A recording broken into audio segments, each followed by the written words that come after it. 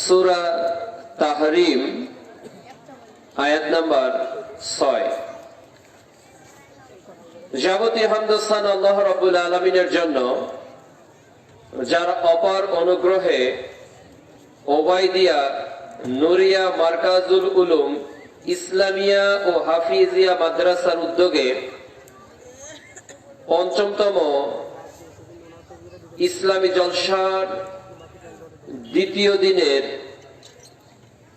সর্বশেষ অধিবেশনে যে আল্লাহ রাব্বুল আলামিন আমাদেরকে কবুল করে নিয়েছেন, তার বারগাহি প্রশংসা আলহামদুলিল্লাহ।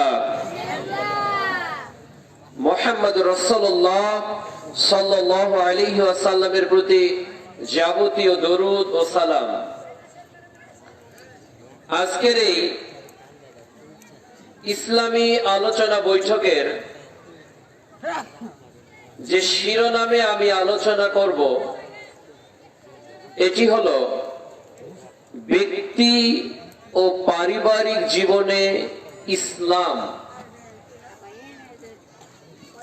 একজন ব্যক্তি হিসেবে মানুষ ইসলামকে কিভাবে মেনে চলবে, এবং প্রত্যেকটা ব্যক্তি যার সূচনা তার পরিবার থেকেই, এই পারিবারিক জীবন কিভাবে ইসলামী অনুশাসন দ্বারা পরিচালিত করা প্রয়োজন, এ শিরোনামে এবং সমসাময়িক ব্যক্তি ও পারিবারিক জীবনে যে সমস্যাগুলো আমরা অতিবাহিত করছি, এ বিষয়ে আলোচনা করার চেষ্টা করব ইনশাআল্লাহ।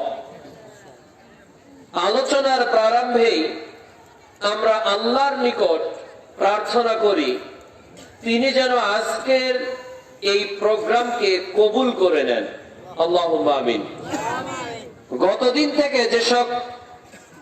যে সমস্ত আলোচক বৃন্দ আলোচনা করেছেন, আজও যে সকল বিদগ্ধ আলোচকগণ আলোচনা রেখেছেন, আল্লাহ সুবহানাহু ওয়া তাআলা যেন হক কথাগুলোকে আমাদের বাস্তব জীবনে মেনে চলার তৌফিক দান করেন। আল্লাহুম্মা আমিন। উপস্থিত শ্রোতৃ মণ্ডলী, গতকাল মাদক বিষয়ে আপনারা আলোচকদের মুখে বিস্তারিত আলোচনা শুনেছেন, মর্মে আমি জেনেছি। দুঃখজনক হলো সত্য, এদেশে দুর্নীতিকে দমন করা হয় আর মাদককে নিয়ন্ত্রণ করা হয়, অথচ পুরোটাই দমনের যোগ্য। দুর্নীতি যেভাবে দমন করতে হয়, মাদক নিয়ন্ত্রণ নয়, বরং বাংলাদেশ থেকে মাদককে দমন করাই প্রয়োজন। এটা নিয়ন্ত্রণের কোনো বিষয় না, এটাকে দমন করা প্রয়োজন। এরপর অদ্যাবধি আপনারা বিভিন্ন বিষয় নিয়ে আলোচনা শুনলেন, অনেক মনোমুগ্ধকর আলোচনা রেখেছেন দ্বিতীয় আলোচক শাইখ আব্দুল খালেক রহমানী। আল্লাহ তাআলা তার আলোচনাগুলো আমাদেরকে মেনে চলার তৌফিক দান করুন। আল্লাহুম্মা আমিন। আজকের আলোচনায় অনেক বিজ্ঞ জনেরা উপস্থিত রয়েছেন। সভাপতি যিনি রয়েছেন, অনেক শ্রদ্ধাভাজন ওস্তাদ তুল্য শাইখ আব্দুল গফুর আল মাদানী। আল্লাহ তাআলা তাকেও যেন কবুল ও মঞ্জুর করে নেন। আল্লাহুম্মা আমিন। অত্র প্রতিষ্ঠানের যিনি সভাপতি, যার স্ত্রীর সম্পদের উপর দানকৃত এই প্রতিষ্ঠান, আল্লাহ তাআলা যেন স্বামী স্ত্রী দুজনকেই জান্নাতে একত্রে বসবাস করার সুযোগ লাভ করেন। আল্লাহুম্মা আমিন। উপস্থিত শ্রোতৃ মণ্ডলী, শুধু দিনাজপুর থেকে আসলেও আমার ইলম অত্যন্ত কম। এখানে অনেক বিজ্ঞ আলোচকগণ আলোচনা করেছেন। সূরা বাকারা অধ্যায় 2 আয়াত 30 পারা 1। আল্লাহ তাআলা যখন ফেরেশতাদেরকে জিজ্ঞাসা করেছিল যে তোমরা এই সমস্ত জিনিসের নামগুলো বলো, তখন ফেরেশতারা বলেছিল সুবহানাকা লা ইলমা লানা ইল্লা মা আল্লামতানা, আমাদের কোনো জ্ঞানই নেই অতটুকু ছাড়া যতটুকু আল্লাহ আমাদেরকে দিয়েছেন। আমি বলতে চাই, আমি মিসকিন ইলমের ক্ষেত্রে, আমি যতটুকু কোরআন সুন্নাহ জেনেছি বুঝেছি এতটুকুই যৎকিঞ্চিত আপনাদের সামনে আমার যোগ্যতা অনুযায়ী উপস্থাপন করার সর্বোচ্চ চেষ্টা করব। আল্লাহ তাআলা যেন আলোচক এবং শ্রোতৃ মণ্ডলীকে মেনে চলার তৌফিক দান করেন, আল্লাহুম্মা আমিন। সব জায়গায় আমার আলোচনার একটা বৃহৎ অংশ থাকে প্রত্যেক মাহফিল কমিটি। আমার আলোচনার ম্যাক্সিমাম জায়গায় আমি কমিটি নিয়ে আলোচনা করতে ভালোবাসি। সূরা সফ অধ্যায় 61 আয়াত 2 আল্লাহ তাআলা বলেন, তোমরা এমন কর্ম করো না, যা এমন কর্মের কথা বলো না যা নিজেরাই তোমরা করো না। আমি বললাম যে গতকাল মাদকের বিরুদ্ধে কথা হয়েছে, অথচ অনেক দোকানে জর্দা বিক্রি হচ্ছে। জর্দা কি মাদকের মধ্যে না বাইরে? মধ্যে কিনা? সিগারেট কি মাদকের অন্তর্ভুক্ত নাকি এর বাইরে? নিঃসন্দেহে এটা অন্তর্ভুক্ত। তো এখানে মাদকের বিরুদ্ধে কথা হচ্ছে, ওখানে আমরা মাদকতার সুযোগ তৈরি করে দিচ্ছি। সূরা মাইদা অধ্যায় 5 আয়াত 2 আল্লাহ বলেন, তোমরা সৎ কাজে সাহায্য করো আর অন্যায় ও মন্দ কাজে একে অন্যের সহযোগিতা করো না। সহিহ মুসলিম প্রথম খণ্ড ঈমান অধ্যায় হাদিস নাম্বার 47, মিশকাতুল মাসাবি প্রথম খণ্ড ঈমান অধ্যায় হাদিস নাম্বার 141। অন্যায় দেখলে হাত দিয়ে বাধা দিতে হবে, প্রটেক্ট অন ইউর হ্যান্ড। এটা হাত দিয়ে বাধা। ফাইলাম ইয়াস্তাতি ফাবিলিসানিহি, যদি হাত দিয়ে না পারি তাহলে আমাদেরকে জবানে বলতে হবে। 14 তারিখে তারা মনিহারির দোকান দেয়নি, তারা পান জর্দা নিয়েও আসেনি, 17 তারিখেও আসবে না। এই 2 দিন তাদের ইনকাম সোর্সের একটা বড় সহযোগী আমরা হলাম কিনা? আমরা কিন্তু হয়ে গেলাম। এই জন্য আমার সফর সাথী বলছেন যে মাহফিলটা পাপেরও জারিয়া হতে পারে আপনার জন্য। কেননা আমি এটা দেখার পরেও যদি আমি না বলি, তাহলে বিচারের মাঠে তো আমি আল্লাহর নিকট জবাবদিহিতার সম্মুখীন দণ্ডায়মান হয়ে যাব। আল্লাহ তাআলা যেন শুধু এই কমিটি নয়, বরং বাংলাদেশের যত জায়গায় কোরআনের আলোচনাগুলো মানুষের মধ্যে ছড়িয়ে দেওয়ার পরিবেশ তৈরি করা হয়, এখানে যেন যাবতীয় অনিসলামিক খাদ্যকে এবং পণ্যকে চিরতরে বয়কট করার প্রতিশ্রুতিবদ্ধ হয়েই কমিটিগুলো মাহফিলের নামে আল্লাহ তাআলা তৌফিক দান করুন, আল্লাহুম্মা আমিন। এই আলোচনার ব্যবস্থা মূলত আমাদেরকে মানার জন্যই। ইসলামী আলোচনা মূলত আলোচিত হয় সোর্স অফ নলেজ, এটা হলো জ্ঞানের একটা উৎস। বিভিন্ন আলোচক বিভিন্ন বিষয়ে আলোচনা করেছেন, এর থেকে আমি জ্ঞান আহরণ করব। এটা হলো পার্ট অফ ইসলাম, ইসলামের একটা বড় অংশ। সূরা আলাক অধ্যায় 96 আয়াত 1 ইবনে মাজাহ প্রথম খণ্ড 224 নম্বর হাদিস। জ্ঞান অর্জন আমাদেরকে করতে হবে। এই জ্ঞান অর্জনের টার্গেট থাকবে এই জ্ঞান যাতে আমার আমলে পরিণত হয়, এই জানা যাতে আমার কর্মে বাস্তবায়ন হয়। সূরা বাকারা অধ্যায় 2 আয়াত 285। প্রকৃত সফলকাম ওরাই হবে যারা শুনেছে এবং তা মেনে চলেছে। আজকে জামে মসজিদে প্রতি বছরে 52টা কমপক্ষে জুমার খুতবা একজন খতিব প্রদান করেন। ঈদের মাঠে ঈদুল ফিতর এবং ঈদুল আজহায় 2টা আলোচনা করা হয়। এরপরেও গোটা মৌসুমে নভেম্বর, ডিসেম্বর, জানুয়ারি, ফেব্রুয়ারি, মার্চ, এপ্রিল পর্যন্ত এদেশের মাহফিল চলে। এত আলোচনা এদেশে বাড়ছে, অনুরূপ ভাবে জেনাও বাড়ছে, ধর্ষণও বাড়ছে, পাপ কাজও বাড়ছে। এর কারণটা কি? মানুষ ইসলাম সম্পর্কে জানে কিন্তু সেটাকে জীবনে অ্যাপ্লাই করে না। আর সাহাবীরা যা জেনেছিলেন এটা নিজের জীবনে বাস্তবায়ন করার চেষ্টা করেছিলেন। আমরা যাতে শ্রোতা এমন হতে পারি যা শুনবো তা জীবনে মেনে চলবো, আল্লাহ তৌফিক দান করুন। আল্লাহুম্মা আমিন।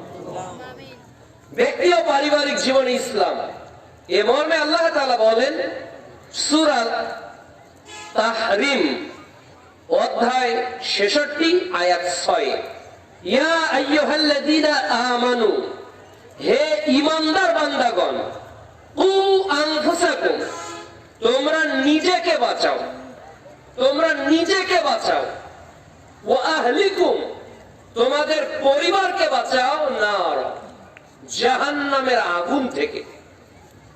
আল্লাহ তাআলা আমাদেরকে বাঁচতে বলছে। জাহান্নাম এমন একটা জায়গা, লা ইয়ামুতু ফিহা ওয়ালা ইয়াহইয়া, ওখানে মানুষ মরেও না বাঁচেও না। জাহান্নামে এমন একটা জায়গা, জাহান্নামীদের দাঁতটা হবে উহুদ পাহাড়ের মতো, জাহান্নামীদের চামড়াটা হবে 42 হাত মোটা, জাহান্নামীদের বসার জায়গা হবে মক্কা এবং মদিনা। এই বিশাল আকৃতি দিয়ে আল্লাহ তাআলা জাহান্নামকে মানুষকে শাস্তি দিবেন। ওই জাহান্নাম থেকে আল্লাহ আগে আমাদেরকে বাঁচতে বলছে। ব্যক্তি হিসাবে আপনি আমি কতটুকু জাহান্নাম থেকে বেঁচে চলার চেষ্টা করো, তো ইসলামকে মেনে চলার চেষ্টা করি। দেখুন আল্লাহ তাআলা বলেন, হে বিশ্বাসী বান্দাগণ, তোমরা নিজেদেরকে বাঁচাও। আমরা প্রত্যেককে বাঁচানোর জন্য কোভিড-19 থেকে কি করেছি? ভ্যাকসিন নিয়েছি। কেন বলেন তো? আমার বাবা যদি ভ্যাকসিন গ্রহণ করে, আমি সন্তান কি বেঁচে যাব? যাব না। আমি যদি গ্রহণ করি, আমার স্ত্রী কি বেঁচে যাবে? যাবে না। এজন্য প্রত্যেকেই নিজেকে করোনা মহামারী থেকে বাঁচার জন্য ভ্যাকসিন দিয়েছে, ঘন্টার পর ঘন্টা লাইনে দাঁড়িয়ে থেকে। একটা মানুষ তার দেহকে কত ভালোবাসে, একটা মানুষ তার দেহকে কত ভালোবাসে, দেহ যাতে নষ্ট না হয়ে যায়, দেহের যাতে ক্ষতি সাধন না হয়, এজন্য নিবন্ধন করে রৌদ্রে দাঁড়িয়ে থেকে মানুষ করোনার ভ্যাকসিন গ্রহণ করেছে আত্মরক্ষার জন্য। এরপরেও তো মানুষ মরেছে, মরেনি? এরপরেও তো পৃথিবী থেকে হাজারো বনি আদম ভূপৃষ্ঠ থেকে ভূগর্ভে চলে গিয়েছে। এক করোনাকে যদি এত ভয় আমরা পেয়ে নিজেকে বাঁচানোর জন্য সর্বোচ্চ চেষ্টা করি, তাহলে জাহান্নাম থেকে বাঁচানোর জন্য নিজের ব্যক্তিগত জীবনে ইসলাম মানার প্রয়োজন আছে না নাই? নিঃসন্দেহে আছে। এখানে অনেক মানুষ শীতের পোশাক পরে এসেছেন কেন? আপনার দেহকে ঠান্ডা থেকে বাঁচানোর জন্য। এটা কিন্তু গ্রীষ্মকালে আপনি পরেন না বা অন্য সময় পরেন না। আপনি জানেন আলোচনা করতে করতে 12টা বেজে যাবে, 12:30 বেজে যেতে পারে, আমি ফিরবো যখন তখন আমাকে শীত লাগবে। এই জন্য শীতের প্রোটেকশনের জন্য আপনি শীত বস্ত্র নিয়ে এসে আলোচনায় বসেছেন। কিন্তু কবরে মুনকির এবং নাকির আপনাকে প্রশ্ন করবে, ওখান থেকে বাঁচার জন্য আপনার খুব একটা প্রস্তুতি নেই। বিচারের মাঠে আপনার হিসাব আপনারই হবে, ওখানে বাঁচার জন্য আমাদের খুব একটা প্রস্তুতি নেই। মিজানের দাড়ি পাল্লায় আমার ওজন আমারই মাপা হবে, ওর জন্য আমার একটা খুব প্রস্তুতি নেই। পুলসিরাত আমাকে আমার নেকি এবং বদির মাধ্যমে পার হতে হবে, এই বিষয়ে আমার একটা চিন্তা ভাবনা চেতনা নেই। আমি দুনিয়া থেকে নিজেকে, দুনিয়ার অসুস্থতা থেকে নিজেকে, দুনিয়ার দারিদ্রতা থেকে নিজেকে, দুনিয়ার অজ্ঞতা থেকে নিজেকে বাঁচানোর জন্য অনেক চেষ্টা কর্ম করেছি, কিন্তু আমি আমাকে জাহান্নাম থেকে বাঁচানোর জন্য ইসলামের পথে কখনো হাঁটার চেষ্টা করি না। একটা ব্যক্তি তার জীবনের মাথা থেকে পা পর্যন্ত ইসলাম মানবে, পুরো জীবনটাই তাকে ইসলাম মেনে চলতে হবে। ইসলাম আপনাকে আত্মসমর্পণ করা শিখাবে। সূরা বাকারা অধ্যায় 2 পারা 1 আয়াত 131, ইদ ক্বালা, যখন আল্লাহ তাআলা বললেন ইব্রাহিম আলাইহিস সালামকে যে তুমি আত্মসমর্পণ করো, তুমি আমাকে রব হিসেবে মেনে নাও, সারেন্ডার করো। ক্বালু আসলামতু লিরাব্বিল আলামিন। ইব্রাহিম আলাইহিস সালাম বলেছিলেন, আল্লাহ আমি আপনার নিকট আত্মসমর্পণ করলাম। এই ব্যক্তি ইব্রাহিম আলাইহিস সালাম তার পুরো জীবনে আল্লাহর বিধানকে মেনে চলেছে, পুরো জীবনে। যখন বলেছে সন্তানকে কোরবানি করতে হবে, তো কোরবানি করার জন্য প্রচেষ্টা গ্রহণ করেছে। যখন বলা হয়েছে স্ত্রীকে রেখে আসো, স্ত্রীকে রেখে আসার জন্য সে সর্বোচ্চ চেষ্টা করেছে। আল্লাহর হুকুম ইব্রাহিম আলাইহিস সালাম তার জীবনে পালন করেছে। বলেছে দাওয়াত দাও, দাওয়াত দিয়েছে। বাপকে দাও, বাপকে দিয়েছে। রাষ্ট্রনেতাকে দাও, রাষ্ট্রনেতাকে দিয়েছে। নির্যাতিত হয়েছেন, পরীক্ষিত হয়েছেন, কিন্তু আল্লাহর যাবতীয় আদেশকে, ইসলামের যাবতীয় বিধানকে ইব্রাহিম আলাইহিস সালাম তার জীবনে অক্ষরে অক্ষরে পালন করেছে। শুধু তাই নয়, মুহাম্মদ সাল্লাল্লাহু আলাইহি ওয়াসাল্লাম যে বার্তা নিয়ে পৃথিবীতে আগমন করেছেন, এই মুহাম্মদ সাল্লাল্লাহু আলাইহি ওয়াসাল্লামের অনুসরণকারী সাহাবীরা কি জীবনের প্রতিটি ক্ষেত্রে তাদের জীবনে ইসলামকে মেনে নেয়নি? প্রতিটি ক্ষেত্রে তারা ইসলামকে মেনে নিয়েছে। আজকে আমরা ইসলামকে মানার জন্য পৃথিবীর যাবতীয় অজুহাতকে দাঁড় করাই। ব্যক্তিগত জীবনে ইসলাম না মানার একটা সবচেয়ে বড় দুর্বলতা হলো আমরা জেনে বুঝে অধিকাংশ মানুষ ঈমান আনি। আমরা অধিকাংশ মানুষ জেনে বুঝে ঈমান আনি, এমনিতেই লা ইলাহা ইল্লাল্লাহ বলি, এমনিতেই আশহাদু আল্লা ইলাহা ইল্লাল্লাহ বলি। এর মর্ম অর্থ কি, এর ভাবার্থ কি, এই তাওহীদ কি, উলুহিয়া কি, রুবুবিয়া কি, আসমা ওয়াস সিফাত কি, এগুলো না জেনেই আমরা ঈমান এনেছি। আর আল্লাহ বলছেন ফা'লাম, আল্লাহ বলছেন ফা'লাম। সূরা মুহাম্মদ অধ্যায় 47 আয়াত 19, আগে জানো, আগে জানো আন্নাহু লা ইলাহা ইল্লাল্লাহ, আমি ছাড়া সত্যিকার কোনো মাবুদ নেই, এটা আগে জানো। সূরা আসর অধ্যায় 103 আয়াত 2, আল্লাহ বলছেন নিশ্চয় সমস্ত মানুষ অবশ্যই ক্ষতিগ্রস্ত, তবে তারা নয় যারা জেনে বুঝে ঈমান এনেছে। জেনে বুঝে ঈমান আনতে হবে। সূরা হামিম সেজদা, সূরা ফুসসিলাত অধ্যায় 41 আয়াত 30, আল্লাহ তাআলা বলছেন ইন্নাল্লাযীনা ক্বালু রাব্বুনাল্লাহ সুম্মা ইসতাকামু, যারা বলে যে আমাদের রব আল্লাহ, অতঃপর এর উপর অবিচল থাকে। শুধু আল্লাহ বললেই হবে না, এর উপর অবিচল থাকতে হবে। তার জীবনের যাবতীয় বিধানকে, আল্লাহর আদেশকে জীবনে মেনে চলতে হবে। এর উপর যারা অবিচল থাকে, এটা হলো জেনে বুঝে ঈমান আনা। যে ব্যক্তি ঈমানের স্বাদ গ্রহণ করেছে, যে ব্যক্তি ঈমানের মর্যাদা বুঝেছে, সেই ব্যক্তির দ্বারাই কখনো ইসলাম খরব করা, ইসলাম থেকে নিজের জীবনকে সরিয়ে নেওয়া সম্ভব নয়। দেখুন, সাহাবীরা ঈমান এনেছিল, আমরাও ঈমানের স্বীকৃতি দিচ্ছি। সাহাবীরা ঈমান এনেছে আর আমরা ঈমান পেয়েছি। সাহাবীরা ঈমান এনেছে, আমরা ঈমান পেয়েছি। সাহাবীরা ঈমান এনেছে কেন? যে সাহাবী রাসূল সাল্লাল্লাহু আলাইহি ওয়াসাল্লামের কাছে আশহাদু আল্লা ইলাহা ইল্লাল্লাহ বলে বায়াত করেছে, ওই সাহাবীর বাবা কিন্তু মুশরিক, ওই সাহাবীর মা কিন্তু মুশরিক। তাহলে তারা তাদের বাপ দাদার কাছ থেকে, তারা তাদের মা বাবার কাছ থেকে ইসলাম পায়নি।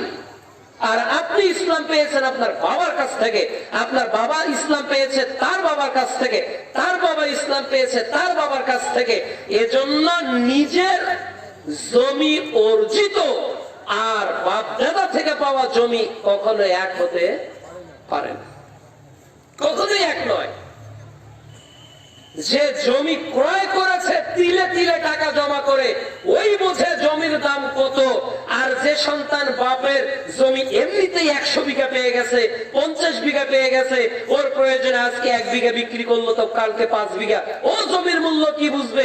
কেননা ও তো জানে না এই জমি অর্জন করতে বাপের কতটা পরিশ্রম করতে হয়েছে। ইসলামের দাম আমরা কি বুঝবো? ইসলামের মূল্য আমরা কি বুঝবো? আমরা কি বিলাল রাদিয়াল্লাহু তাআলা আনহুর নীতিতে ইসলাম এনেছি নাকি? ইসলামের মূল্য আমাদের কাছে কসুর পাতার পানি, ইসলামের মর্যাদা আমাদের কাছে কসুর পাতার পানি। আমরা তো আর আবু হুরায়রার দামি ঈমান আনিনি, আমরা তো আর খুবাইব রাদিয়াল্লাহু তাআলা আনহুর দামি ঈমান আনিনি, আমরা তো আর মুসআব বিন উমাইর রাদিয়াল্লাহু তাআলা আনহুর দামি ঈমান আনিনি, আমরা তো আর সুমাইয়া রাদিয়াল্লাহু তাআলা আনহুর নামে আনহার নীতিতে ঈমান আনিনি। তারা ঈমান আনার কারণে, নিজের জীবনে ইসলামকে মেনে চলার কারণে যে বাধাগ্রস্ত হয়েছিলেন, যে নির্যাতনের শিকার হয়েছিলেন, তারাই বুঝেছিল ঈমানের দাম কত। আর আমরা রাত দিন পাপ করি, পাপকে পাপই মনে করি না। রাত দিন অপরাধ করছি, মিথ্যা কথা বলছি, অপরাধকে অপরাধী মনে করি না। আর হানজালা রাদিয়াল্লাহু তাআলা আনহু বলছেন যে আমি হানজালা তো মুনাফিক হয়ে গিয়েছি। হানজালা বলছেন রাদিয়াল্লাহু তাআলা আনহু, আমি হানজালা তো মুনাফিক হয়ে গিয়েছি। আবু বকর রাদিয়াল্লাহু তাআলা বলেন, আপনি এমন কথা কেন বলেন? বলছে রাসূল সাল্লাল্লাহু আলাইহি ওয়াসাল্লামের কাছে যখন থাকি তখন এক ধরনের ঈমানের চেতনা তৈরি হয়ে যায়, আবার যখন পরিবারের সঙ্গে মিলে যায় তখন এটা পরিবর্তন হয়। মনে হচ্ছে আমার ঈমান কমে গেছে, আমি মনে হয় মুনাফিক। এরকম চেতনা আমাদের তৈরি হয়। আমরা তো মনে করি নামাজ সালাত আদায় না করলেও আমার ঈমান ঠিক আছে, সালাত পড়িনি তো কি হয়েছে, তোর থেকে ঈমান আমার অনেক মজবুত। তারা রাত দিন আল্লাহর ইবাদত করে সর্বদা ভীত থাকতেন, আর আমরা রাত দিন পাপ করে ভীত নই। ওসমান গনি রাদিয়াল্লাহু তাআলা আনহু কবর থেকে কাঁদতেন, কাঁদতে কাঁদতে চোখ থেকে পানি ছেড়ে দিতেন। সাহাবীরা জিজ্ঞাসা করতেন, আপনি এত কাঁদেন, এত কাঁদেন, এত কাঁদেন কবর দেখে? মুহাম্মদ সাল্লাল্লাহু আলাইহি ওয়াসাল্লাম জাহান্নামের বিবরণ আপনার সামনে তুলে ধরেন, আপনাকে এত কাঁদতে দেখি না যত আপনি ক্রন্দন করেন কবর দেখে। তখন তিনি বলতেন, আমি রাসূল সাল্লাল্লাহু আলাইহি ওয়াসাল্লামের কাছে বলতে শুনেছি, মানুষের জন্য কবরই হলো প্রথম মঞ্জিল। যে কবরে ধরা খাবে তার প্রত্যেকটা ঘাঁটি বিপদের হয়ে যাবে, যে কবরে রক্ষা পাবে বাকি ঘাঁটিতেও সে মুক্তি পেয়ে যাবে। এজন্য আমি ওসমান কবর নিয়ে কাঁদি। আমরা তো কবরে দেওয়াল দিয়ে গাঁথতেছি, ইট দিয়ে গাঁথি, ওটা আবার টাইলস দেই, ওটা আবার নামকরণ করি, ওর উপর আবার টন কে টন ফুল চড়াই। কে কবর দেখে আল্লাহর ভয়ে ওসমান রাদিয়াল্লাহু তাআলা আনহুর মতো কাঁদবে? আমরা কাঁদি না কেন? ঈমান পেয়েছি। আমি আব্দুল্লাহ, আমার বাবা আব্দুর রহমান, আমার দাদা আব্দুল খালেক। তার মানে আব্দুল্লাহর ঈমান এখানে বাবার কাছ থেকে পাওয়া। কেন? বাবা তো মুসলিম ছিল, কিন্তু আমি আব্দুল্লাহ, আমার বাবা শ্রী শ্যামল কুমার, আর আমার দাদা শ্রী রামায়ণ। বলেন তো এই আব্দুল্লাহর ঈমানটা পাওয়া না আনা? এই আব্দুল্লাহর ঈমানটা কিন্তু আনা ঈমান। এজন্যই তো যেদিন কালেমা শাহাদাতের ঘোষণা দিয়েছে, বাবা তাকে বলেছে, যা, তোকে আমি ত্যায্য পুত্র করলাম, এক কাঠা জমিও আর তোকে আমি দিব না। এই 5 তলা বিল্ডিং তোর 4 ভাইকে দিয়ে দিব, তোর জন্য 1টা তলা রেখেছিলাম, যা, তোকে এর থেকেও বহিষ্কৃত করলাম। এই বাড়ি ছেড়েছে, সংসার ছেড়েছে, ঘর ছেড়েছে, মা ছেড়েছে, বাবা ছেড়েছে, তাকে জিজ্ঞাসা করেন ঈমানের দাম কত? আমরা তো রাত দিন পাপ করি, পাপকে পাপই মনে করি না। রাত দিন খেলা দেখছি, একটার পর একটা ক্রিকেট খেলা, কে জিতবে, এবার বলে কত রান হবে, রাত দিন যুবক তার মোবাইল দিয়ে, রাত দিন ইউটিউব দিয়ে, রাত দিন ফেসবুক দিয়ে ঘন্টার পর ঘন্টা টিভিতে সময় ব্যয় করছে, অন্যায় কর্মে সময় ব্যয় করছে। যুবক কি বুঝবে? আম্মার বিন ইয়াসির রাদিয়াল্লাহু তাআলা আনহুর ঈমানের কি দাম, মুসআব বিন উমাইর রাদিয়াল্লাহু তাআলা আনহুর ঈমানের কি দাম? গোপনে ঈমান এনেছিলেন, মা বেঁধে রেখেছিল, বাড়িতে বন্দি করে রেখেছিল, বেটা ঈমান ছাড়ো। এবার মা শপথ করে বলছে, তুমি যদি মুহাম্মাদের ধর্ম ত্যাগ না করো তাহলে আমি আজকে থেকে অনাহারে থেকে গেলাম, আমৃত্যু, যতদিন মরিনি ততদিন খাবো না, তুই যতদিন মুহাম্মাদের ধর্ম ছেড়ে দিস। এবার বেটা বলছে, মা আপনি যদি অনাহারে থাকতে থাকতে থাকতে থাকতে মৃত্যু বরণ করেন, এরপরেও আমি মুহাম্মাদের দিন থেকে এক চুল পরিমাণ বিচলিত হব না। সুবহানাল্লাহ। ব্যক্তিগত জীবন ইসলাম কি মানবেন? যারা মেনেছে তাদেরকে দেখেন। ইসলাম সে তো পরশ মানিক, তারেকে পেয়েছ খুঁজে, পরশে যার শোনা হলো যারা, তাদেরই মোরা বুঝি।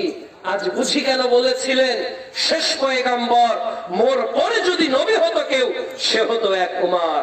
অর্ধ পৃথিবী শাসন করেছে ধুলার তখ্তে বসি, খেজুর পাতার প্রাসাদ তোমার বারে বারে গেছে খসি।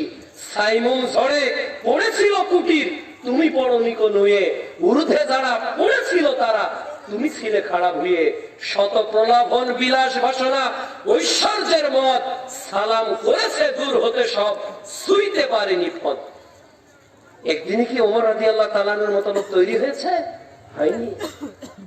এই জন্য ব্যক্তিকে ইসলাম মানার আগে জানতে হবে এই ইসলামের ডিফিনিশনটা কি, এর ক্লাসিফিকেশনটা কি, এর অ্যাক্টিভিটিসটা কি। এটা না জেনে ঈমান আনলে এই ঈমানের মূল্যহীন। জেনে ঈমান আনতে হবে, জেনে ঈমান আনতে হবে, না হলে তো আতরওয়ালার মতো অবস্থা হয়ে যাবে, না হলে তো আতরওয়ালার মতো অবস্থা হয়ে যাবে। অজ্ঞ জামাই জানে না আতর কিভাবে ব্যবহার করতে হয়। গ্রামের মানুষ আতর চেনে না, শ্বশুর বাড়িতে আতর দিয়েছে, গোসল করার পর চিন্তা ভাবনা অনেক করে সব আতর সে গিলে খেয়ে ফেলেছে, সে ব্যবহার জানে না।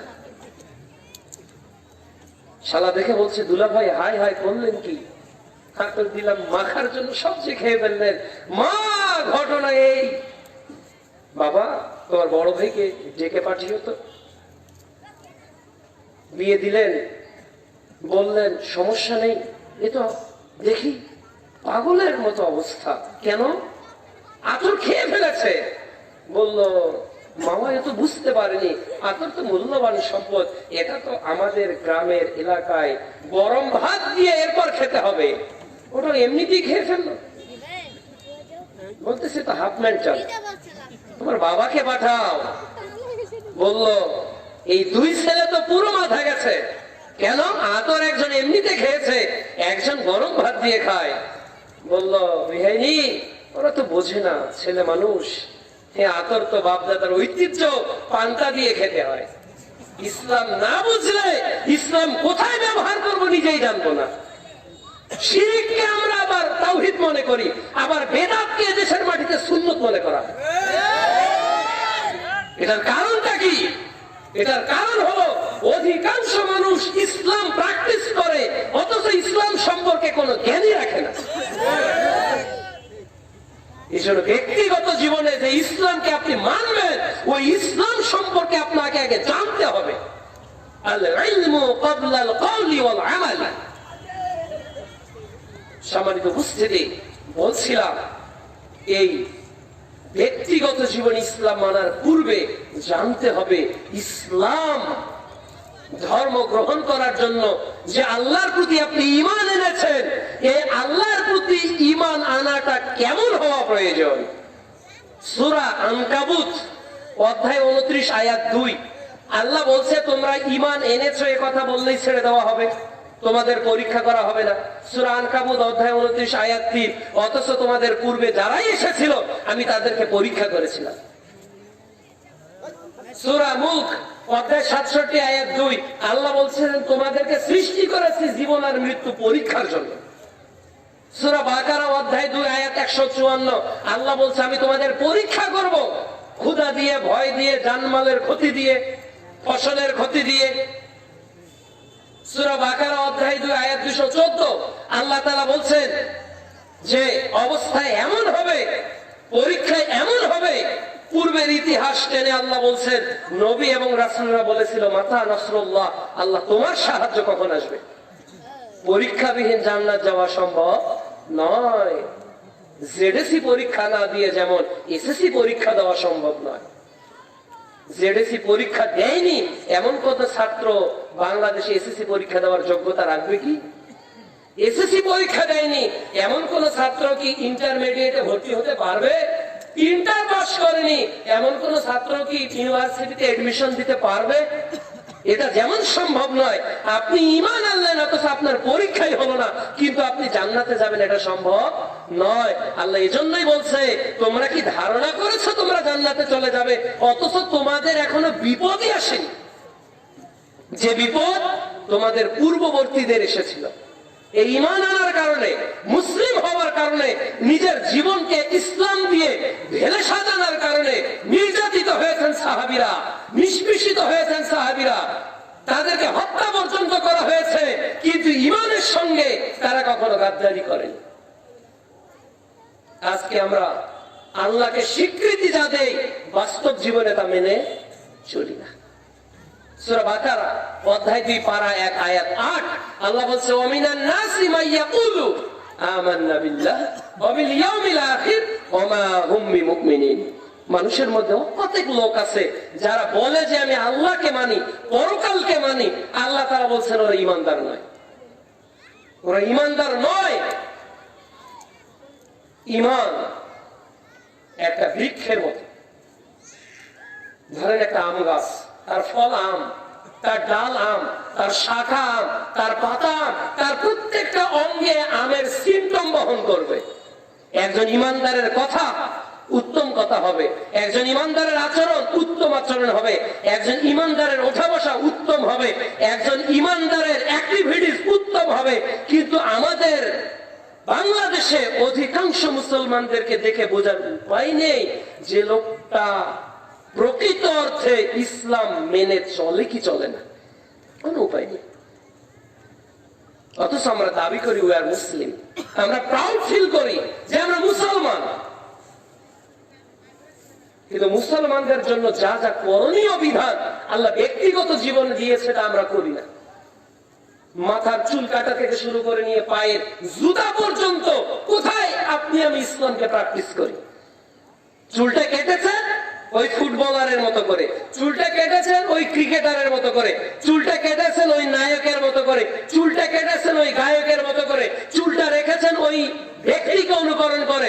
অথচ মুহাম্মদ সাল্লাল্লাহু আলাইহি ওয়াসাল্লামের আদর্শিক জীবন আপনার ব্যক্তিগত জীবনে কোথাও নেই। কতটুকু ইসলামকে আমরা অ্যাপ্লাই করছি? আপনার চোখ কতটুকু ইসলামকে অনুসরণ করছে ব্যক্তি হিসাবে? এই চোখ আল্লাহ তাআলার সর্বশ্রেষ্ঠ একটা আমানত, সর্বশ্রেষ্ঠ একটা নিয়ামত। এই নিয়ামতের কৃতজ্ঞতা আদায় করে আমরা শেষ করতে পারবো না। আমি আমার জন্মদাতা বাবাকে দেখছি, মাকে দেখছি, গোটা পৃথিবীকে দেখছি এই চোখ দুইটা থাকার কারণে কিনা। অনেক মানুষ অন্ধ আছে না, ব্লাইন্ড, অন্ধ, দেখতে পায় না। এই দেখার শক্তি, পাওয়ার অফ ওয়াচিং, এটা কার? এটা তো আল্লাহর দেওয়া। কিন্তু এই চোখের কতটুকু ব্যবহার একজন ব্যক্তি হিসেবে আমরা প্রতিদিন করি? এই চোখ দিয়ে প্রতিদিন আধা ঘন্টা চা খেতে খেতে এদেশের পেপার গুলো পড়ি যে কোথায় কোন ঘটনা হচ্ছে, কিন্তু চোখ দিয়ে আল্লাহর কোরআনকে পড়ে দেখি না কোরআনের কোন আয়াতে আল্লাহ কি বলেছে। অথচ আল্লাহ বলছে, আমান আ'রাদা আন যিকরি ফাইন্না লাহু মাঈশাতান দানকা ওয়া নাহশুরুহু ইয়াওমাল কিয়ামাতি আ'মা। সূরা তোহা অধ্যায় 20 আয়াত 124 আয়াত 125। যারা আল্লাহর জিকির থেকে গাফেল, উদাস, আল্লাহ তাআলা তাদের রিজিকগুলোকে সংকুচিত করে দেন। আর কিয়ামতের দিন তাকে উঠাবেন যখন সে অন্ধ। সে বলবে যে ইয়া রব্বি লিমা হাশারতানি আ'মা ওয়া ক্বাদ কুনতু বাসীরা। আল্লাহ, কেন আমি অন্ধ? আমি তো দুনিয়াতে দেখতে পেতাম, কেন আজকে আমি অন্ধ? ওই দিন অনেক মানুষ অন্ধ হয়ে উঠবে। আল্লাহ বলবেন, বান্দা, আমার নিদর্শন তোমার কাছে এসেছিল, তুমি আমাকে ভুলে যেমন গিয়েছিলে, আজ আমি আল্লাহ তোমাকে ভুলে গেলাম। নাউযুবিল্লাহ। এমন অবস্থা যদি আমাদের হয়, কি হবে কিয়ামতের দিন? ভাবুন তো, এই চোখ আনলিমিটেড একটা পাওয়ার, কোনো চার্জ লাগে না, সব দেখছে। প্রতিদিন কতটুকু সময় আপনি আরবি দেখেন, কোরআন, যার প্রত্যেকটা হরফ একবার উচ্চারণ করলে আমল নামায় আল্লাহ তাআলা কমপক্ষে 10টা নেকি লিখে দেয়। আমরা আজকে কোরআন পড়ি না, এই চোখের যথাযথ ব্যবহার নেই। সব ব্যবহার হলো ইসলাম অনুমোদিত, যেটা অনুমোদিত নয় এমন ব্যবহারে আমরা আমাদের চোখগুলোকে ব্যবহার করছি। এই কান আল্লাহর দেওয়া নিয়ামত কিনা? নিয়ামত। কত কথা আমরা শুনি, পাওয়ার অফ লিসেনিং। এই যে শোনার আল্লাহ ক্ষমতা আপনাকে আমাকে দিয়েছে, এই কান দিয়ে কতক্ষণ দিনের আলোচনা আপনি আমি শুনি। করছেন মাইসেলফ, আমি তো আমাকেই জাহান্নাম থেকে বাঁচাবো। আল্লাহ বলছে কু আনফুসাকুম, নিজেকে আগে বাঁচাও। তো নিজেকে বাঁচার জন্য তো জাহান্নামে থেকে বাঁচার জন্য ইসলামকে মেনে চলতে হবে। ইসলাম থেকে মানার জন্য এই কানটা একটা বড় মাধ্যম। এই কান দিয়ে আমি কতটুকু ইসলামকে নিজের জীবনে অনুসরণ করে চলছি। কত বাজে কথা আমরা শুনছি, কত গীবত এই কান দিয়ে শুনছি, কত অশালীন বাক্য এই কান দিয়ে শ্রবণ করছি। অথচ রাসূল সাল্লাল্লাহু আলাইহি সাল্লাম গান বাজনা শুনে কানে আঙুল দিয়েছেন, আর এদেশের যুবকরা কানে হেডফোন দিয়ে গান বাজনা শুনছে। মুহাম্মদ সাল্লাল্লাহু আলাইহি সাল্লাম কানে আঙুল ঢুকিয়ে দেন, আর এদেশের যুবকরা কানে হেডফোন ঢুকিয়ে ওই বাজনাই শুনছে। যারা ব্যক্তিগত জীবনে ইসলামের কোনো বালাই নেই। এরপর জবান, এই জবান কতটুকু ইসলামের পক্ষে? আপনার এই জবান, যে জবানটা দিয়ে আমি কথাবার্তা বলি, আপনার সাথে মত বিনিময় করি, এই পাওয়ার অফ স্পিকিং, আমার কথা বলার যে আল্লাহ সুবহানাহু ওয়া তাআলা যে শক্তিটা দিয়েছেন, এই শক্তি দিয়ে আমি মানুষকে কতটুকু আল্লাহর দিকে আহ্বান করছি, এই জবান দিয়ে আমি কতটুকু কথা বলছি। অথচ আল্লাহ তাআলা বলছেন মানুষ এমন কোন কথা উচ্চারণ করে না যা ফেরেশতারা লেখে না। সব কথাই লেখা হচ্ছে, রেকর্ডেড হয়ে যাচ্ছে। আমি যা বলছি সবটাই রেকর্ড। এবার 24 আওয়ার্স আমি আমাকে নিয়ে ভাবি, আমার চোখ, আমার কান, আমার জবান কতটুকু ইসলাম প্র্যাকটিস করছে দৈনিক। অথচ সবটাই আল্লাহর দেওয়া। হাত আল্লাহর দেওয়া, চোখ আল্লাহর দেওয়া, জবান আল্লাহর দেওয়া, শ্রবণ শক্তি আল্লাহর দেওয়া। এগুলো আমরা ইনভেস্ট করছি কোথায়? দুনিয়াতে। আল্লাহর দেওয়া নিয়ামতকে দুনিয়াতে ইনভেস্ট করে আল্লাহকে আমরা মেনে চলছি না। এ তো অফিসে চাকরি করে অফিসের কাজ না করার মতো হয়ে গেল। যে অফিস থেকে আমি দৈনিক মাস শেষে 50,000 টাকা বেতন পাই, ওই অফিসের কোনো কাজই আমি করি না। এ যেমন অকৃতজ্ঞ, যে আল্লাহ তাআলার প্রদত্ত নিয়ামত পেয়ে তার কৃতজ্ঞতা স্বরূপ তার আনুগত্য করে না, ওই ব্যক্তি আর এই ব্যক্তির মধ্যে কোনো পার্থক্য হতে পারে না। লাইন শাকারতুম লাযিদান্নাকুম ওয়া লাইন কাফারতুম ইন্না আযাবি লাশাদীদ। সূরা ইব্রাহিম অধ্যায় 14 আয়াত 7। আল্লাহর নিয়ামতের শুকরিয়া যদি আমরা আদায় করি, আল্লাহ আমাদের নিয়ামতগুলোকে বাড়িয়ে দিবেন। আর যদি অকৃতজ্ঞ হই, নিশ্চয়ই আল্লাহর আযাব কষ্টদায়ক। আগে আমি আমার অর্গানকে বোঝাচ্ছি, এরপর অ্যাক্টিভিটিস চলে যাব। আমি আমার হাত দিয়ে কতটুকু ইসলামকে মেনে চলছি। এই হাত দিয়ে আমি কত কাজ করতেছি প্রতিদিন 24 আওয়ার্স। অথচ এই হাতটা ইসলামের কতটুকু কাজে ব্যবহার হচ্ছে। অথচ মুআবিয়া রাদিয়াল্লাহু তাআলা আনহু বদরের মাঠে এক হাত যখন পড়ে গিয়েছে, আর এক হাত দিয়ে আবু জেহেলের উপর অস্ত্র দিয়ে আঘাত করেছে বদরের মাঠে। অথচ তিনি ছিলেন বালক। আর এই হাতটা আমাদের রাত দিন যুবকদের ব্যবহার হচ্ছে না? রাত দিন এইভাবে। আবার অনেকে আবার আঙ্গুলে কি পরে, কি যেন একটা ক্যাপ পরে, যাতে কি না হয় এই যে দাগগুলো অনেকের এমন হয়েছে যে ওই বায়োমেট্রিক যে ইয়াটা নিবে ওটাতেও আর খুঁজে পাওয়া যাচ্ছে না। এত খেলাতে অভ্যস্ত। এগুলো কি খেলে? পাবজি, ফ্রি ফায়ার, নাম শোনেননি মনে হয়, দাবা, লুডো, ক্যারাম বোর্ড, সবই নাকি এখন কোথায় খেলা যায়? মোবাইলে খেলা যাচ্ছে। আর ব্যবহার করছে কি? নিজের হাতকে। অথচ মানুষ ভুলে গেছে কিয়ামতের মাঠে আল্লাহ জবানকে বন্ধ করে দিবে। সূরা ইয়াসিন অধ্যায় 36 আয়াত 65। সেই দিন মানুষের ওয়াতুকাল্লিমুনা আইদিহিম, ওই দিন মানুষের হাতগুলো কথা বলবে। হে যুবক ভাইরা, যারা আপনারা গেম খেলছেন, রাত দিন মোবাইলে চ্যাটিং করছেন, যারা রাত দিন বিভিন্ন মেসেঞ্জারে, ইমোতে, হোয়াটসঅ্যাপে, বিভিন্ন অনৈতিক কার্যকলাপে এই হাতকে ব্যবহার করছেন, একবার ভেবে দেখেছেন কি এই সব কিছু আল্লাহর কাছে রেকর্ডেড, সংরক্ষিত? আপনি যদি বুঝতেন এই হাতটা আপনার কত মূল্যবান সম্পদ, কত দামি সম্পদ, এই হাত দিয়ে অমুসলিমদের তৈরি করা এই সকল নীতির আপনি কখনো অনুসরণ করতেন না।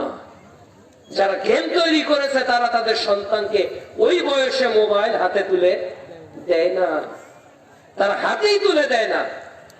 যে মোবাইল আবিষ্কার করেছে সে তার সন্তানকে ওই বয়সে মোবাইল তুলে দেয় না, যারা কিনে তার সন্তানকে তুলে দিচ্ছে। এই হাতের ব্যবহার আজকে নেই আমাদের। আপনার পা আল্লাহর দেওয়া আরেকটি নিয়ামত, সবচেয়ে গুরুত্বপূর্ণ। আপনার চোখ আছে, কান আছে, কিন্তু আপনি চলতে পারেন না, পঙ্গু, প্যারালাইজড, এক ধাপ আগানোর ক্ষমতা আপনার নেই। কিন্তু না, আল্লাহ তো আপনার প্রতি দয়া করেছে। ফাবিআইয়ি আলাই রাব্বিকুমা তুকাযযিবান, এই আয়াত সূরা আর রহমানে কতবার এসেছে? 31 বার। এক আয়াতই 31 বার। একটা আয়াত পর পর আল্লাহ বলছে ফাবিআইয়ি আলাই রাব্বিকুমা তুকাযযিবান। কোন কোন নিয়ামতকে অস্বীকার করি? সূরা লোকমান অধ্যায় 31 আয়াত 7, সূরা কাহাব অধ্যায় 18 আয়াত 109। সমস্ত পানিকে খালি করা হোক, সব গাছগুলোকে কলম করা হোক, এরপরেও আল্লাহর প্রদত্ত নিয়ামতের, আল্লাহর বরত্ব লিখে কখনোই শেষ করা যাবে না। সুবহানাল্লাহ। অথচ এই পাটা কোন কাজে আমরা ব্যবহার করছি? দাঁড়িয়ে দাঁড়িয়ে দেখতেছি খেলা দেখা হচ্ছে, আড্ডায় দেখা হচ্ছে, জুয়া খেলা, বিভিন্ন কনসার্ট গুলো দাঁড়িয়ে দাঁড়িয়ে দেশের যুবকরা দেখছে, আর জুমার খুতবায় বসে বসে ঘুমাচ্ছে।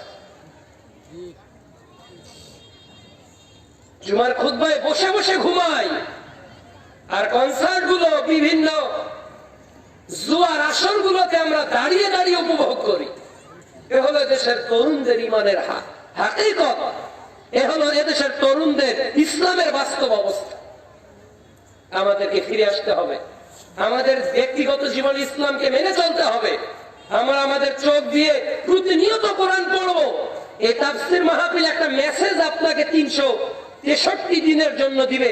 এই বাকি 363 দিন আপনি কিভাবে চলবেন? আজকে শপথ নিয়ে যেতে হবে, যতদিন এই চোখে জুতি থাকবে ততদিন আল্লাহর কোরআন আমি পড়ে আমার সকাল শুরু করবো পারবো না ইনশাআল্লাহ? যে আল্লাহ সারাদিনের চোখে দেখার শক্তি দিল, ওই আল্লাহর কোরআনের 10টা আয়াত কি আমরা পড়তে পারি না? কোরআন আপনার ঈমানকে বাড়িয়ে দিবে, কোরআন আপনার ঈমানকে বাড়িয়ে দিবে।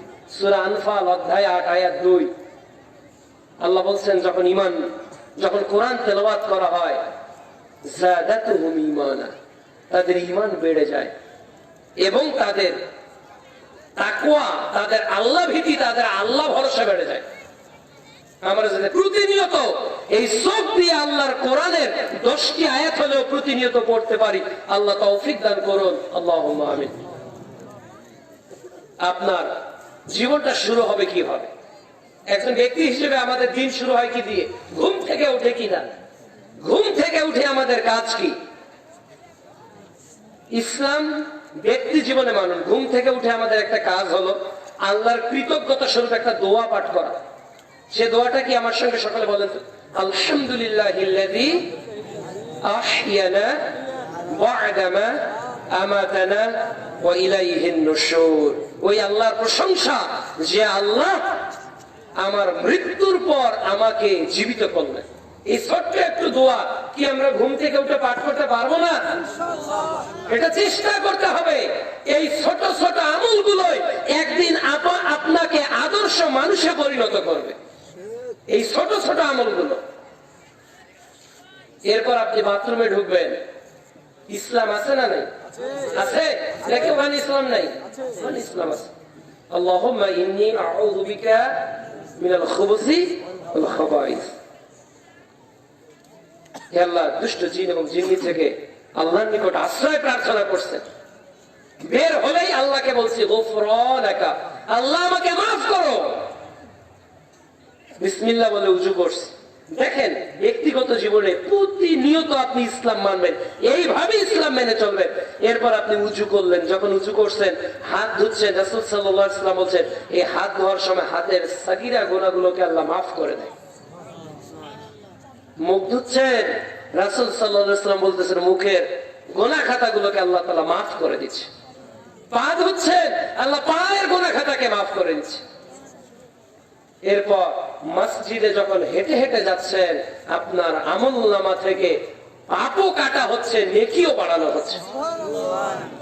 2 রাকাত সালাত যখন আদায় করে ফেলে ফজরের জামাতের জন্য অপেক্ষা করছেন, ফেরেশতারা আপনার বসে থাকা অবস্থায় ওই সালাতের নেকি লিখতে থাকতেছে।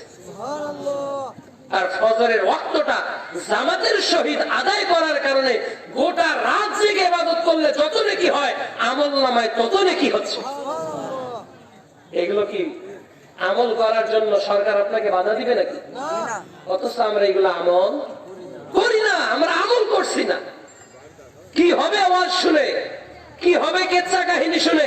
অনেক শিরককে বলি এটা শিরক, ওটা শিরক, ওটা বেদাত, কিন্তু নিজের জীবনে আমলই নেই। ব্যক্তি চরিত্রকে গড়ে তুলুন ইসলামী অনুশাসন দিয়ে। মসজিদ থেকে এসে কোরআন তেলাওয়াত করুন, এরপর আপনি বাইরে বের হন। তার আগে একটু খেয়ে নেন, পোশাকটা একটু পরে নেন, আর বলেন আলহামদুলিল্লাহিল্লাযী কাসানি হাযা রাযাকানি মিন গায়রি হাওলিন মিন্নি ওয়ালা কুওয়া। আয়নাটা দেখবেন, একটু বলে নেন আল্লাহুম্মা হাসানতা খালকি ফাআহসিন খুলক। বাসা থেকে বিদায় নিচ্ছেন, একটু বলে নেন আস্তাদিউল্লাহ দীনাকা ওয়া আমানাতাকা ওয়া খাতিম আমালিকা ওয়া যাওয়াদাকাল্লাহু তাকওয়া ওয়া গফারা যামবাকা ওয়া ইসরা খায়রা হাইসুমা কুনতা। একটু বলে নেন। স্ত্রী খাবার দিয়েছে, একটু বলেন আল্লাহুম্মা বারিক লানা ফিহি আত'ইমনা খায়রাম মিনহু। বিসমিল্লাহ বলে শুরু করেন।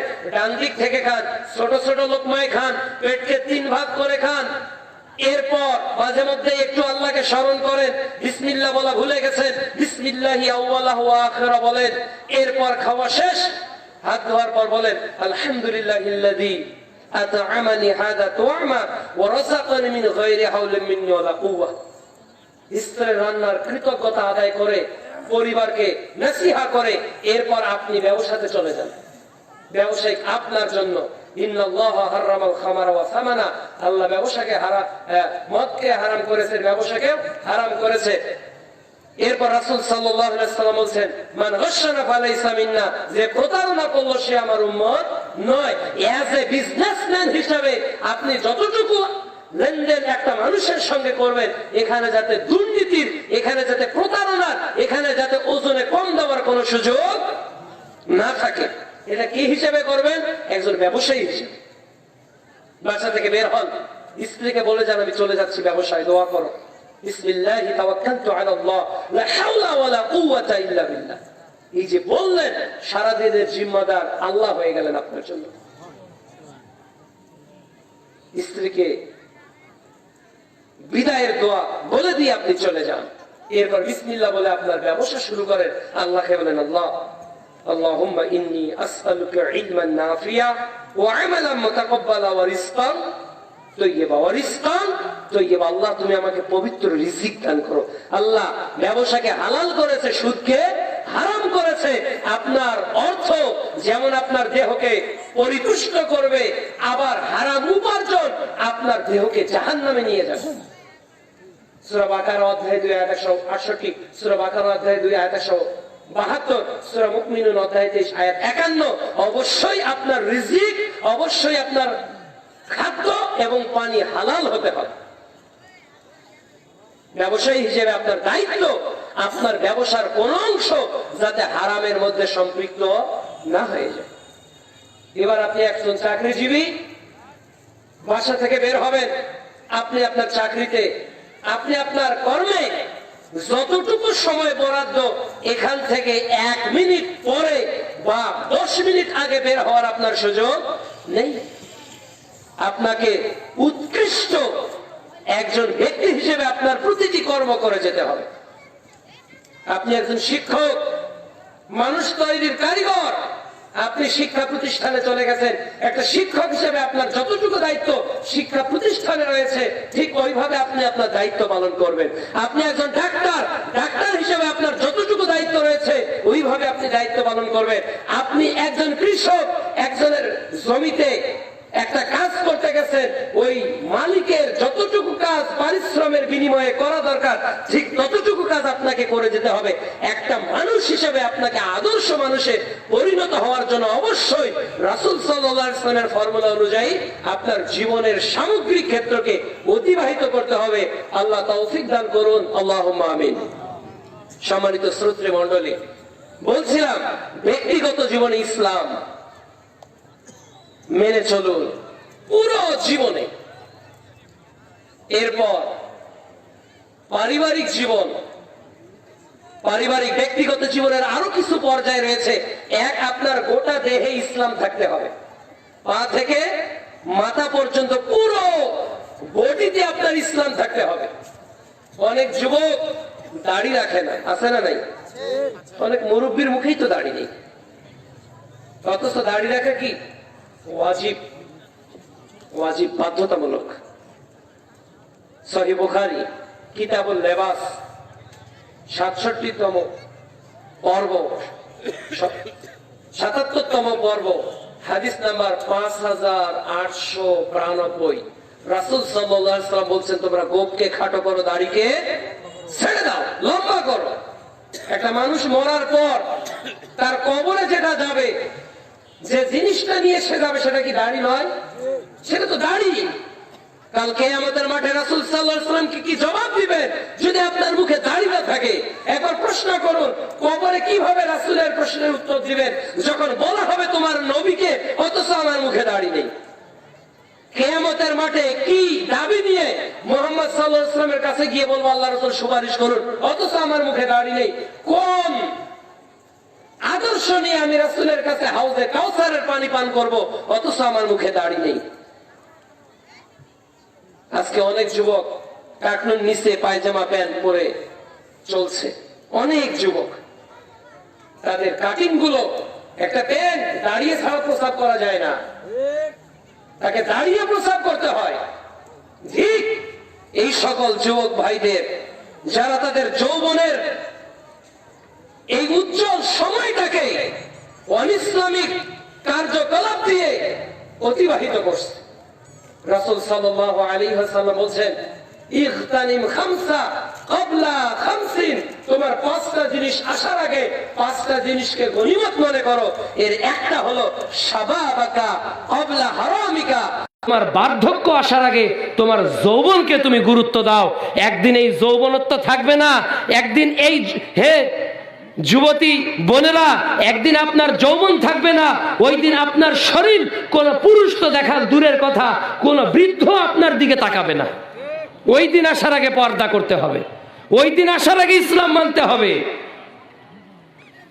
যেই দিন হে যুবক ভাইরা আপনার সৌন্দর্য কেউ দেখবে না, ওই দিন দাড়ি রেখে লৌকিকতা হবে, আল্লাহর সন্তুষ্ট কিছুই হবে না। যে সময় ঈমান ধরে রাখা কঠিন, ওই সময় তো দাড়ি রাখতে হবে। রাসূল সাল্লাল্লাহু আলাইহি ওয়াসাল্লাম কি বলেছেন? হাতে আগুন নিয়ে থাকা সহজ হবে, ঈমান নিয়ে চলা কঠিন হয়ে যাবে। ওই সময় যদি কেউ সুন্নতের উপর ইস্তেকামাত থাকে, 50 জন শহীদের নেকি আল্লাহ তার আমলনামায় লিখে দেবে। এটা হলো ব্যক্তির ইসলাম মানার মর্যাদা। এই ইসলাম আমরা অধিকাংশ মানুষ মেনে চলছি না। আল্লাহ তাআলা যেন মানার তৌফিক দান করেন, আল্লাহুম্মা আমিন। পারিবারিক জীবনে ইসলাম বিষয়ে সংক্ষিপ্ত কতিপয় কথা। আল্লাহ বলছেন, ওয়া আহলিকুম নারা, নিজের পরিবারকেও বাঁচাও। সহিহ বুখারী 2554 নম্বর হাদিস। আবু হুরায়রা রাদিয়াল্লাহু তাআলা আনহু বলছেন, রাসূল সাল্লাল্লাহু আলাইহি ওয়াসাল্লাম বলেছেন, আলা কুল্লুকুম রাঈন ওয়া কুল্লুকুম মাসউলুন আন রাইয়াতিহি, তোমরা প্রত্যেকে দায়িত্বশীল আর তোমাদের দায়িত্ব সম্পর্কে জিজ্ঞাসিত হতে হবে। ইব্রাহিম আলাইহিস সালাম তার পরিবারকে জাহান্নাম থেকে বাঁচার চেষ্টা করেছেন। সূরা মারিয়ম অধ্যায় 19 আয়াত 42, 43, 44, 45। নূহ আলাইহিস সালাম তার পরিবারকে জাহান্নাম থেকে বাঁচার চেষ্টা করেছেন। সূরা নূহ খুলে দেখেন।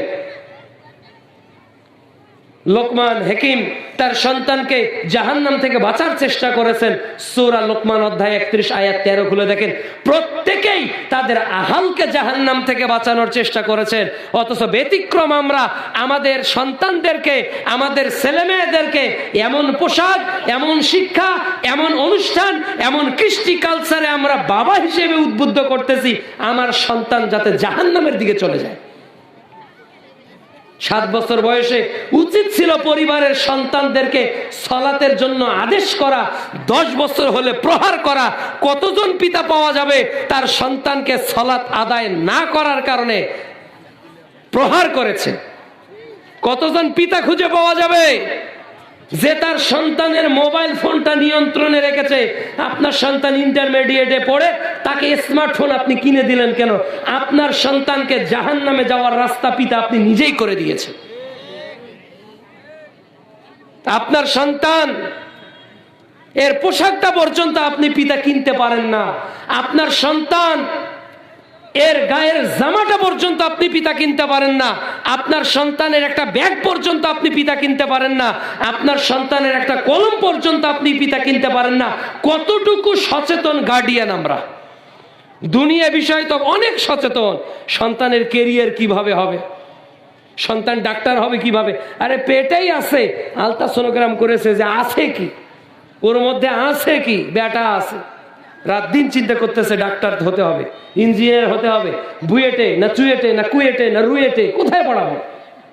ডাক্তার হবে কোন মেডিকেল, রংপুর নাকি ঢাকা নাকি রাজশাহী, কোন মেডিকেলে পড়াবো? রাত দিন জল্পনা কল্পনা করি, দুনিয়া এত জানি। ইয়ালামুনা যাহিরা মিনাল হায়াতিদ দুনিয়া ওয়া হুম আনিল আখিরাতি হুমুল গাফিলুন। সূরা রুম অধ্যায় 30 আয়াত 7। আল্লাহ বলছে তোমরা দুনিয়ার জীবন সম্পর্কে বেশি জ্ঞাত আর আখিরাতের বিষয়ে উদাস। অথচ সূরা আলা অধ্যায় 87 আয়াত 15 ও 16 আল্লাহ বলছে বাল তুসিরুনাল হায়াতাদ দুনিয়া ওয়াল আখিরাতু খায়রু ওয়া আবকা। তোমরা দুনিয়ার জীবনকে অগ্রাধিকার দাও, অথচ আখিরাত হলো স্থায়ী এবং সর্বোত্তম। সূরা আল ইমরান অধ্যায় 3 আয়াত 185 ওমাল হায়াতুদ দুনিয়া ইল্লা মাতাউল গুরুর। গোটা দুনিয়ার জীবন হলো ধোঁকার জীবন। আমি আমার সন্তানকে ডাক্তারের স্বপ্ন দেখাই, আমি আমার সন্তানকে ইঞ্জিনিয়ার হওয়ার স্বপ্ন দেখাই, আমি আমার সন্তানকে বড় পুলিশ অফিসার হওয়ার স্বপ্ন দেখাই, আমি আমার সন্তানকে বড় ক্রিকেটার হওয়ার স্বপ্ন দেখাই, আমি আমার মেয়েকে সর্বশ্রেষ্ঠ সুন্দরী হওয়ার স্বপ্ন দেখাই, সবচেয়ে ভালো গায়িকা বানার স্বপ্ন দেখাই, কিন্তু আমি আমার সন্তানকে তাকওয়াশীল বানার স্বপ্ন দেখাই না। সাহাবীদের আদর্শে আদর্শিত হওয়ার স্বপ্ন দেখাই না। তাদের জীবনকে তাকওয়া দিয়ে ঘেরার স্বপ্ন দেখাই না। এজন্য পরিবারকে গঠন করতে গেলে অবশ্যই আপনার সন্তানের কেরিয়ার তাওহীদ, রিসালাত এবং আখিরাতের উপর গড়ে তুলতে হবে। কয়টা জিনিসের উপর? 3টা। একটা হলো তাওহীদের উপর আপনার সন্তান গড়ে উঠবে, তার পুরো লাইফটা তাওহীদ কেন্দ্রিক হয়ে যাবে। কবরে প্রথম প্রশ্ন তাওহীদের কিনা, মান রব্বুকা, কে তোমার রব? মিশকাতুল মাসাবি প্রথম খণ্ড 1630 নম্বর পৃষ্ঠা। কবরের প্রথম প্রশ্ন তোমার রব কে। তাওহীদের জ্ঞান আগে পরিবারকে দেন, এরপর রিসালাত, মুহাম্মদ সাল্লাল্লাহু আলাইহি ওয়াসাল্লাম পৃথিবীতে কেন এসেছেন, কেন তাকে আদর্শ হিসেবে মানতে হবে, কেন সক্রেটিস চলবে না, লেনিন চলবে না, কার্ল মার্কস চলবে না, মাও সেতুং চলবে না, কেন আব্রাহাম লিঙ্কনের নীতি চলবে না, কেন ডেমোক্রেসি, কমিউনিজম, ন্যাশনালিজম না চলে ইসলামিজম চলবে, কেন চলবে, এটা যৌক্তিক ব্যাখ্যা আপনার সন্তানকে দিতে হবে। মুহাম্মদ সাল্লাল্লাহু আলাইহি ওয়াসাল্লাম যে সর্বোত্তম আদর্শে আদর্শিত, এই আদর্শের কথাটা আপনার সন্তানের অন্তঃকরণে ঢুকিয়ে দিতে হবে, বোঝাতে হবে, সে যাতে বিশ্ব কবিকে চেনার আগে বিশ্ব নবীকে চেনে। সে বিশ্ব কবিকে চেনার আগে কাকে চিনবে? বিশ্ব নবীকে চিনবে। এই আদর্শ আমাদের সন্তানগুলোকে শেখাতে হবে। If you teach your children 3 arts, reading, writing and arithmetic, and leave the 4th religion, you will get 5th rascal. সন্তানকে লেখা শেখান, পড়া শেখান, গণিত শেখান, তাকে যদি ইসলাম না শেখান, you will get 5th rascal, তাহলে 5ম আরের অপেক্ষা করেন, এই সন্তানটা অভদ্র হয়ে যাবে। আজকে আমার সন্তান আমার জানাজার সালাত আদায় করতে পারে না। যে সন্তান তার পিএসসি, জেএসসি, এসএসসি সার্টিফিকেট নিয়ে আমার জানাজা আদায় করতে পারে না, ঠিক ওই লেখাপড়ার সার্টিফিকেটের কোনো দরকার নেই আমার। এমন সন্তান তৈরি করতে হবে। এই যে দেখেন, এ আলিফ থেকে ইয়া পর্যন্ত যা হবে, প্রত্যেক অ্যারাবিক লেটারের এক একটা ওয়ার্ড ক্লাস 1 বাচ্চারা বলতে পারতেছে, আলহামদুলিল্লাহ। আর একটা ইউনিভার্সিটির স্টুডেন্ট কোরআনকে বিশুদ্ধভাবে তেলাওয়াতি করতে পারছি না, এর চেয়ে কলঙ্ক আর কি হতে পারে? এই জন্য পরিবারকে ইসলামের শিক্ষার অন্যতম কেন্দ্র করে আপনার স্ত্রীকে এর কারিগর করে আপনাকে সর্বোচ্চ চেষ্টা করতে হবে। আল্লাহ সুবহানাহু ওয়া তাআলা যেন পারিবারিক জীবনে ইসলাম মেনে চলার তৌফিক দান করেন আমাদের প্রত্যেককে, আল্লাহুম্মা আমিন। এই জন্য এক পরামর্শ দিব যে প্রতিদিন পারিবারিক তালিম আপনার বাড়িতে হতে হবে। কি হতে হবে? পারিবারিক তালিম হতে হবে প্রতিদিন, ফজরে না হলে এশার সালাতের পর। আপনার পরিবারে সালাত আদায় করে না এমন সন্তান আপনার বাড়িতে আপনার টাকার চাউলের ভাত খেতে পারে না, কুরসিন পালেও পারে না। ও হিন্দুর বাড়িতে খাক, ও খ্রিস্টানের বাড়িতে খাক, ও ইহুদির বাড়িতে থাক, আমার সন্তানের বয়স 11 বছর 12 বছর, আর আমার সন্তান ফজরের সালাত আদায় না করে শীতের রাতে ঘুমায়, আর আমি বাবা তাহাজ্জুদ পড়ি, এই বাবার তাহাজ্জুদ কিয়ামতের মাঠে কি কাজে আসতে পারে? সালাসা কদ হারামাল্লাহু আলাইহিল জান্নাত, 3 শ্রেণীর লোক জান্নাতে যাবে না। এর একটা হলো দায়ুস, যে তার পরিবারকে বেহেল্লাপনার অনিসলামিকতার সুযোগ দিয়েছে। আর বিশ্ব নবী বলেছেন, বাইনাল আবদি ওয়া বাইনাল কুফরি তারকুস সালাহ। একজন মানুষ মুসলিম আর অমুসলিম এর পার্থক্য সালাত। মান তারাকা সালাতা মুতাআম্মিদান ফাকাদ কাফারা, যে সালাত ছেড়ে দিল সে কুফরি করলো। মান তারাকা সালাতা ফাকাদ আশরাকা, যে সালাত ছেড়ে দিল সে শিরক করলো। আমার সন্তান কুফরি করে, আমার সন্তান ঈমানের বহির্ভূত কার্যকলাপ করে, আমার সন্তান শিরিক করে, আমার বাড়িতে আমার টাকার চালের টাকার ভাত খাবে, আর আমি বাবা আজান শুনে মসজিদে যাব, আর আমার সন্তান আজান শুনে টিভি দেখবে। এই বাপ আদর্শ বাপ, আর এই পরিবার প্রকৃত আদর্শ পরিবার হতে পারে না। তালিম চালু করুন পরিবারে, পারিবারিক তালিম প্রতিদিন। 2, ইসলামী পোশাক এবং ইসলামী অনুশাসন আপনার সন্তানের দেহের মধ্যে যাতে গড়ে ওঠে। সন্তানের দাড়ি গজিয়েছে একটু একটু করে, বোঝা যায় না, যায় না।